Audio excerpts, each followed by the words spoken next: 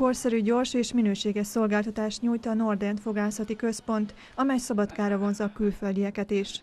A rendelőben tolmács segíti az orvos és a páciens közötti kommunikációt. Itt elsősorban a protetikai munkák azok, amelyek a legérdekesebbek azoknak a pácienseknek, akik ide jönnek, mivel hogy itt van az a legnagyobb árkülönbség, amely miatt ennek az egésznek értelme is van a páciens szempontjából, tehát ilyen fogpótlásokról beszélünk, tehát koronákról, eltávolítható fogpótlásokról, protézisekről, tehát ezek azok a munkák, amelyek a legérdekesebbek a külföldiek számára.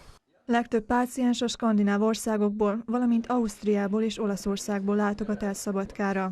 Az utóbbi években azonban egyre növekszik a hazaiak száma és a fogászati rendelőben.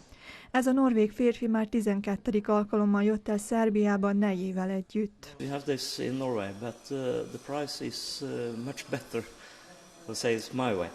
And we come to Serbia first time in 2008, and I fix something on my mouth, and I was very happy with that. A rendelő árai a szabadkai átlagárakba tartoznak. Az esztétikus fehér tömések ára 1700 és 3000 dinár, a protetikai munkák, mint például a fémkerámia korona 8000 dinárba kerül. A cirkónium koronák valamennyivel drágábbak, 20 000 dinár felett vannak. A páciensek nagyon elégedettek a Nordent szolgáltatásaival.